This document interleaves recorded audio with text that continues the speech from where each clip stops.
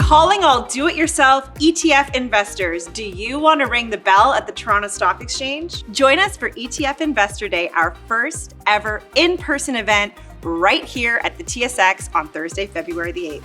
This investor education event will be focused on empowering Canadian ETF investors and providing informative content to help you navigate markets in 2024. There's going to be 3 exciting educational panels, which we've curated specifically for our ETF Market Insights audience. Our insightful guest speakers, who are ETF industry professionals, will provide you with the information and education you need to confidently manage your investment portfolio.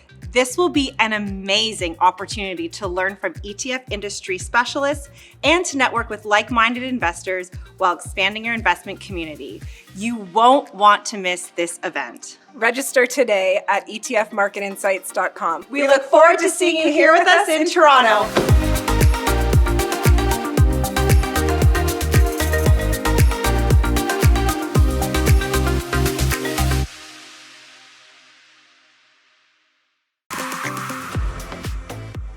Welcome to ETF Market Insights, a weekly show focusing on the evolving world of ETF investing. Each Friday, a new panel of thought leaders aims to provide investment education and insights, with the goal of helping you become an informed investor. Make sure to visit youtube.com/ETF Market Insights to watch previous episodes. And remember to hit subscribe so you receive a notification when we post new content and when we go live each Friday. Thank you for joining us today. Let's get started. Happy New Year and welcome back to ETF Market Insights. I'm your host, Erin Allen with BMO ETFs. And many of you may have kicked off this year with a New Year's resolution that might involve things like saving more money this year or being more disciplined in your savings, staying on top of your investments. In any case, today we are going to be discussing a couple strategies to help you really stay on track with your investments, automate your savings, and overall just be more disciplined and help you grow your wealth in 2024. So we're talking about dollar cost averaging today, as well as dividend reinvestment plans, which are also known as DRIP in the industry. So these are 2 strategies that are aimed really to help you reach your goals sooner and build wealth over time. So I wanted to walk through these, make sure everybody was comfortable with them. Maybe they're new to you, maybe they're not, but I thought it was a great way to kick off the new year. A quick reminder that today we are not providing any investment advice or recommendations. Today's episode, like all of our episodes, is all about providing education around ETFs and around investing in the markets. And joining me today is Brendan Wood. He's the co-founder of the app Passiv. Brendan and his co-founder, also named Brendan, were 2 investors who really set out to fix some of the challenges that they faced with investing. They found that even as passive investors, which is supposed to be simple and take less time, there were still a lot of aspects of investing that seemed to require a lot of organization of time, attention to detail.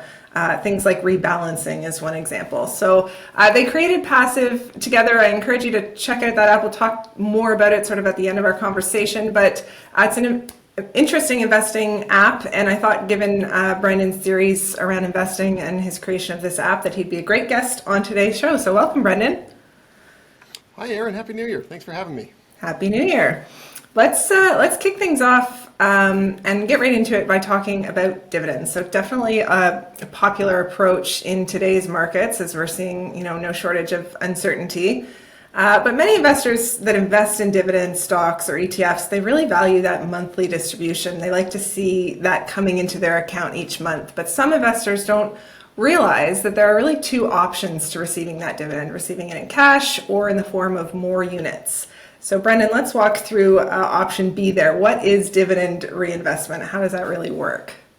Absolutely, yeah. So like you said, when you're holding stocks or ETFs that pay dividends, you'll typically receive cash in your investing account on a regular basis. That could be monthly, it could be quarterly, it kind of depends on how that security pays out. But by default, this cash does not get reinvested, and it's up to you to decide what you want to do with it. So when an investor is in the accumulation phase of building their wealth, it's common that you want to reinvest all the dividends so that you can maximize growth over the long term. So you can do this manually by going into your account every so often and reinvesting them as you see fit. But many online brokers also allow you to set up automatic dividend reinvestment plans, or DRIPs. So if you enable these plans, the dividends you receive will be used to automatically buy more shares of the stocks that paid the dividends. As kind of like a side effect of this, there's often cash residuals that are left over as well. So you typically don't get 100% of the cash reinvested every time, but it's usually pretty close. You kind of have to invest in multiples of the stock price. And also, depending on your broker, that may get left as cash in the long run, or it may even be reinvested in some cases, following the next distribution once you kind of have more than the stock price again. Yeah. So really about automating that savings, right? Like you're taking the emotions out of it. You're not thinking about after you've received that dividend every month, what should I allocate that to? It just takes all of the guesswork out of it and it automates that for you.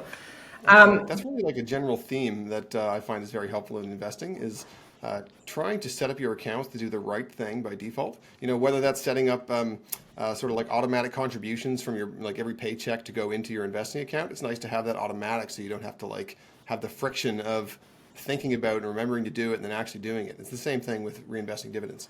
I remember we talked about some of those apps in the US that actually reward you for setting up those automated things in your account, right? I think that's really a lesson that we can all take away and something where the industry seems to be moving to, definitely if we're looking south of the border at least. Hopefully in Canada soon. Do all ETFs offer dividend reinvestment? It's less about the ETF offering it and more about the stockbroker offering it. So all ETFs are eligible for DRIPs. It's really just kind of a feature that you can find at your online broker. And just like you can do it for any stock, you can do it for any ETF as well. Yeah. How well it works often depends on the stock price. So kind of the lower the price per unit, the better the dividend reinvestment works because you're going to get more of those shares automatically reinvested and less cash residuals every time you get a dividend. For sure. And I've never seen it happen before, but of course that is subject to change, right? A broker dealer could take an ETF theoretically off their DRIP program. I've never heard of that happening, but yeah, it's up to the dealer to turn it on, but all those ETFs are eligible. So if you're not seeing that option, you can always reach out to the dealer as well. So let's just provide an overview of what are the real benefits of reinvesting your dividends. So first and foremost, I think it's growth. So if you're investing in stocks and ETFs, it's probably because you want to grow your wealth. You want to be invested so that you can be exposed to the market returns. Holding your assets in cash doesn't really help with that. So if you want to maximize your growth potential, what you should do is maximize your assets that are held in stocks and ETFs. Any leftover cash that's in your portfolio is typically referred to as cash drag, and that tends to weigh down the performance of your portfolio and move it away from what the benchmark returns would be. Secondly, we kind of talked about this a second ago, but with respect to DRIPs as a mechanism for reinvesting, it's helpful to set up your portfolio so that it automatically does the right thing. So by default, if you don't have this stuff, if you don't have a plan for reinvesting, your portfolio is just going to accumulate cash that drags down your performance over time. So you need to pay attention and take regular action to reduce that. But if you set up a DRIP, then your portfolio automatically does the right thing by reinvesting. And that kind of keeps your portfolio as close to kind of your goal as possible, which is fully invested. What should investors sort of consider, with that portfolio drift with dividend reinvestment? What are some ways that they can manage that, or how can it actually look on a portfolio? So typically it manifests as a cash drag, which reduces the overall portfolio's performance. And now that's not always the case. In the case of a market downturn, having a portion of your portfolio in cash can actually be helpful. But you never really know when you're going to be in a downturn and when you're going to be in a standard bull market. And if you look historically at what say the S&P 500 looks like, it's probably 80% of the time you're in a market where the price is going up. So odds are you're going to be doing better off in the long run the more fully invested you are. And I guess if we took a super simple example, let's say ZSP and ZAG, so the S&P 500 and an aggregate bond, if you have that DRIP set up on ZSP, I think it's also important that investors consider how that could make their asset mix drift over time. If you look at it, open your account a year from now and you've got that DRIP set up, well, you may be overweight equities depending on how the markets have moved, right? So just keeping an eye on that is important too. Yeah. I mean, the source of the ETFs, the source of the dividends, whether it's an ETF or a stock, it is really impacted by the dividend yield that you get from the units as well. So some stocks don't pay any dividends at all, in which case you're always going to have that, whatever your total number of units was in the day one, it'll stay the same, and DRIP doesn't even make sense for those. But for high dividend yield products, you're going to end up probably being overweight in those in the long run, assuming that you're reinvesting everything. Yeah, absolutely. And then let's talk a bit about taxation. Are reinvested dividends taxable? Depends on the account. Right. Yeah, exactly. Dividends are taxed differently than growth. It's like capital gains versus dividend. Dividends are taxed kind of like income, I guess, but you kind of get a bit of a credit on there as well. But that's only in a taxable account. So if you have, for example, a tax-free savings account or an RRSP, the dividends, I believe, are completely not taxable. Like they're in the account and they kind of grow under that tax shelter.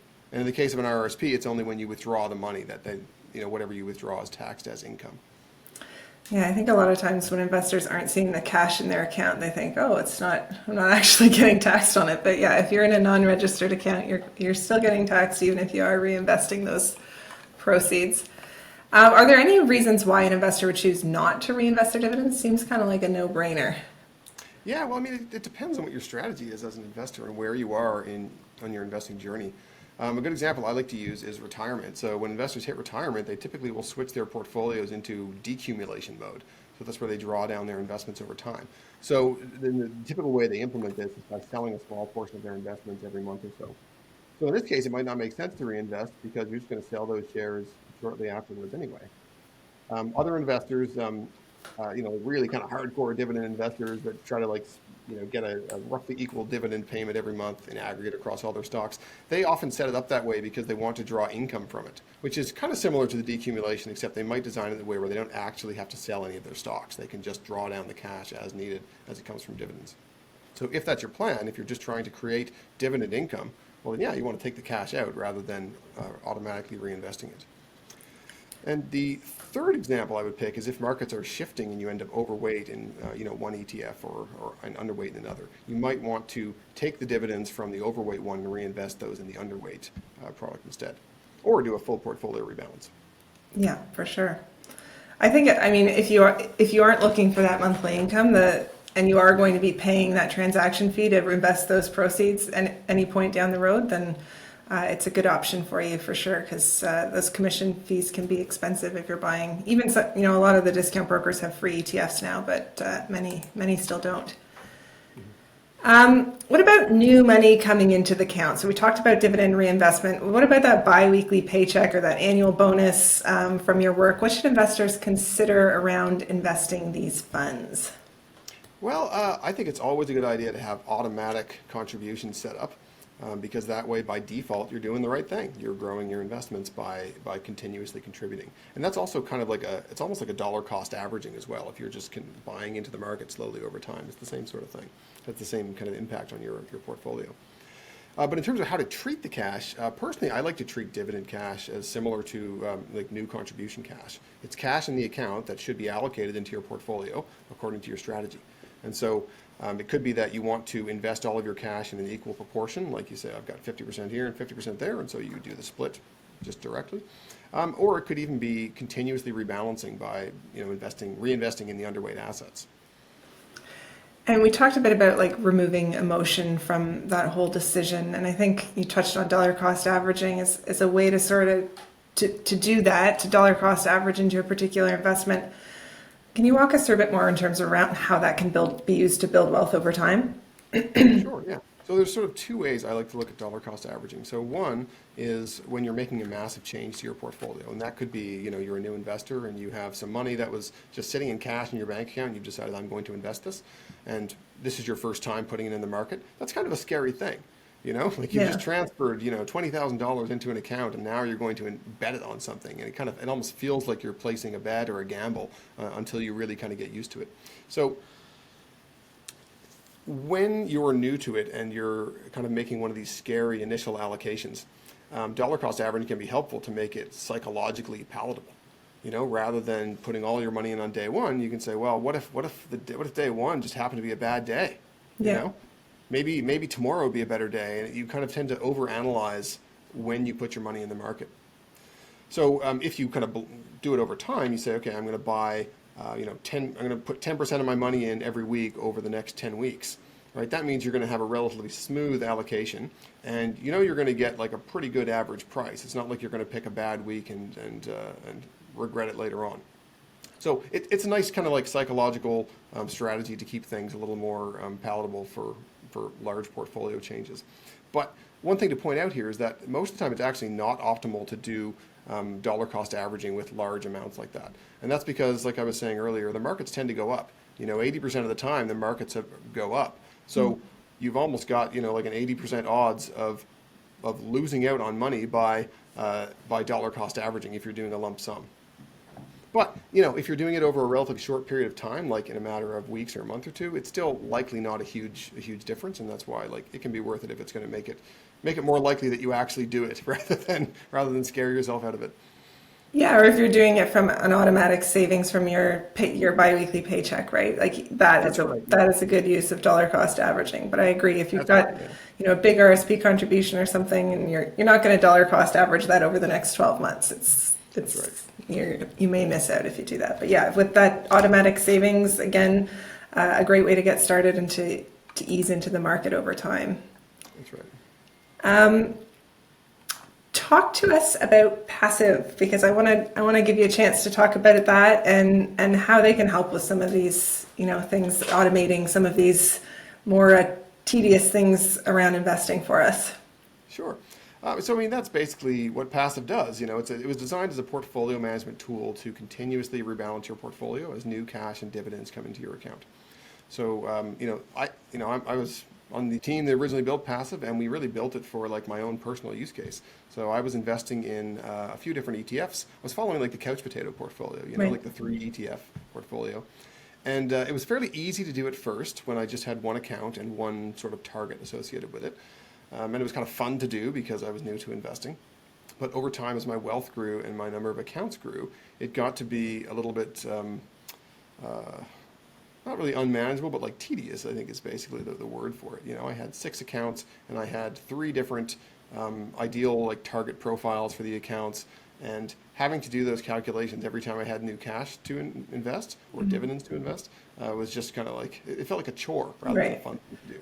And so it kind of came into this thing like, well, if it's something I want to be doing, it shouldn't be a chore to do. It should just happen automatically, And so that's where Passiv comes in. So we designed Passiv to be a tool to help you manage cash contributions coming to your account, including dividends or monthly deposits, what have you. Effectively, the way it works is that you set up a target portfolio. So you tell Passiv, I want this % of my assets in this particular stock or ETF. I want this % in another, this % in another. And you can have as many as you want. You can make it as simple or as complex as you want. And then you assign that portfolio to an account. You say, I want this to apply to my tax-free savings account or my RRSP or whatever. So then Passiv looks at your holdings in the account and compares it to your target and kind of calculates the difference and says, well, if you actually want to follow that target, here are the trades you need to make in order to follow that as closely as possible. So it continuously does those calculations for you. Every time you log in, or even on a daily basis behind the scenes, it does those calculations, and it tracks your accuracy, and it will tell you when something in your portfolio needs your attention. And then when it's time for you to actually go in and place the trades, you just have a list of trades, and there's a big blue button underneath to go place those trades in one click. That's awesome. I love how it all came from your own personal experiences and hair-pulling moments of investing and just grew out of that. Well, thank you for joining me today. I really think walking through these 2 simple approaches to investing is a great way to kick off the year. I encourage everybody, all of our viewers, to check out Passiv's website to learn more about that and ways to automate those savings processes. I think you've delivered on investor need here. So again, everybody should be checking that out. That's all for today. I want to thank everyone for joining us. We'll see you next week. I also wanted to give a shout out to our in-person event that we're hosting in Toronto on February 8th. At the Toronto Stock Exchange. So hopefully you guys can all come out. We're going to ring the bell and open the market in the morning, and then it's a half day with some great panels that we've put together for you. So if you haven't already, register now. It is filling up, and we only have room for 130. So make sure you register now. Thanks again, Brendan. We will talk to you soon, and have a good day. Bye for now. Thank you for watching this week's episode of ETF Market Insights. To stream any previous episode of ETF Market Insights series, please visit youtube.com/ETF Market Insights. Remember to hit subscribe and sign up for alerts so you know when we post new content. Also, we invite you to visit our accompanying website for ETF tools, education, and much more at etfmarketinsights.com. Once again, thank you for watching. The session provided is for information purposes only. Any reference to a particular company or product is for illustrative purposes only and should not be considered as investment advice or recommendation to buy or sell. Particular investments and/or trading strategies should be evaluated relative to the individual's investment objectives, and professional advice should be obtained with respect to any circumstance.